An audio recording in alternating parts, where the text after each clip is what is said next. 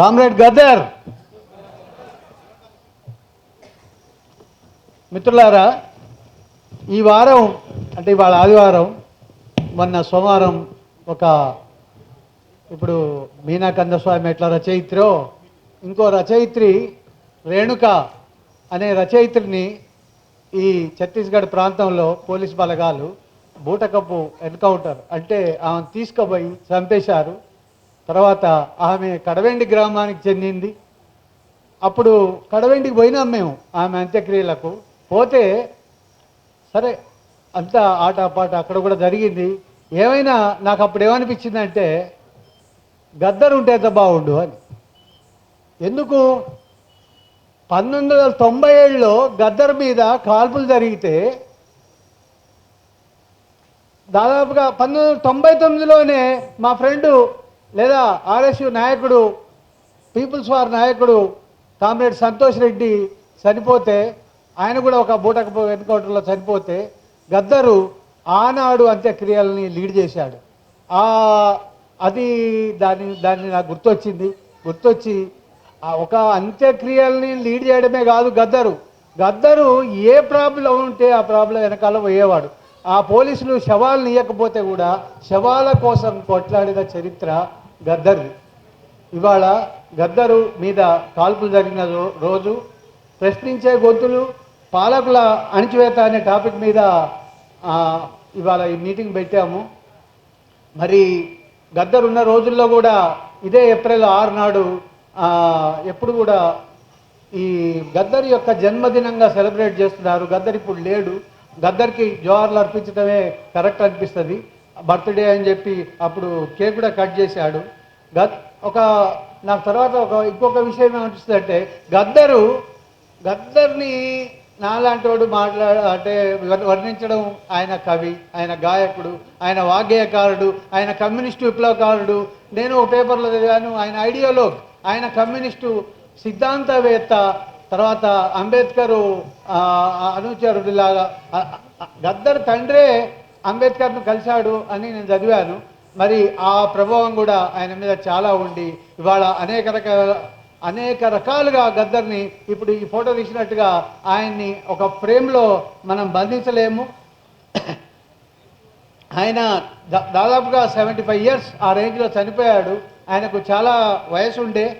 ఆయన దగ్గర ఈ 2018లో మొన్న 23లో చనిపోయాడు. 18లోనే ఓటేసినట్టు కూడా ఒక సమాచారం. ఓటేసి ఆయన పార్లమెంటరీ విధానంలోకి రావాలనుకున్నాడు అనేది కూడా చాలా స్పష్టమే. ఎందుకంటే మేము ఇప్పుడు అల్లం నారాయణ ఆర్ఎస్యు వాళ్ళకి, మన జేఎన్ఎంకి గద్దర్ అంటే జేఎన్ఎం అంటే గద్దర్, జేఎన్కి రెండింటికి మధ్య ఉన్న సంబంధం చాలా చెప్పాడు. ఆయన స్పీచ్ పాట మొదలుపెట్టేటప్పుడే లాల్ సలాం సలామున్నలై, లాల్ సలాం సలామున్నలై, కళ్ళు పీకేసిన కాళ్ళు నరికేసిన పోరు బాటొదలని చారు బాటొదలని లాల్ సలాం. ఎందుకంటే ఇవాళ కళాకారులు చూస్తే ఒకరిని మించిన వాళ్ళు ఒకళ్ళు ఉన్నారు, ఇంక్లూడింగ్ డోలక్. మాకు అక్కడ డోలక్ దయ్యాన్ని ఉండేటోడు. నేను చాలా ఇన్స్పైర్ అయినా మీలో నాకు గద్దర్ కనిపించాడు. అందుకని నేను అనుకున్నా ఇక్కడికంటే నాకు 67 ఏళ్ళు తర్వాత ఎప్పుడో విద్యార్థి దశలో పాడిన వాళ్ళమే తప్ప పాడలేదు. కానీ ఇంతకంటే మంచి ప్లేస్ లేదు నా గొంతును సరి చేసుకోవడానికి అనిపించింది. Thank you.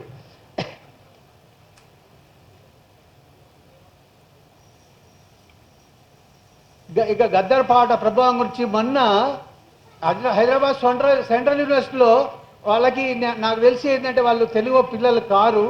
తెలుగు పిల్లలు కావాల్సిన అవసరం లేదు. ఎందుకంటే తెలంగాణ గద్దర్కి 2 పార్శ్వాలు. ఒకటి, ఆయన నక్సలైట్ ఉద్యమంలో చాలా ఉన్నత శిఖరాలను అధిరోహించాడు. తర్వాత బయటకు వచ్చిన తర్వాత మనం ఇవాళ తెలంగాణలో మాట్లాడుకుంటున్నాం. తెలంగాణ గురించి ఆయనే ఒక కారకుడు అయ్యాడు. ఆయన పొడుస్తున్న పొద్దు మీద అనే పాట చాలా పాపులర్ అయిపోయింది. ఆ పాట HCAలో కూడా ఆయన జస్ట్ మొదలు పెట్టగానే విద్యార్థులు చాలా సంతోషపడ్డారు. అయితే ఏమైనప్పటికీ కూడా గద్దరు మమ్మల్ని చాలా ప్రేమించేవాడు. గద్దరు లాగానే మన సూర్యం కూడా మమ్మల్ని చాలా అంకులంకులా చాలా ప్రేమిస్తున్నాడు. నాకు సూర్యంలో కూడా గద్దరు అంశ కనబడుతున్నది. మనం ఇవాళ గద్దరు పీస్ టాక్స్లో పాల్గొన్నారని విజయ్ కుమార్ చెప్పారు. ఇప్పుడు అలాగే ఇప్పుడు పీస్ టాక్స్ జరగబోతున్నాయి. పీస్ టాక్స్ అంటే మన శాంతి కోసం జరిగే చర్చల కోసం మనందరం కూడా మద్దతు తెలుపుదాం. తర్వాత గద్దరు స్మృతిని మనం చిరస్థాయిగా ఉండేలాగా సూర్యం చేస్తున్న ప్రయత్నాలకు నా మద్దతు ఉంటుందని చెప్తూ రెడ్ సాల్యూట్స్.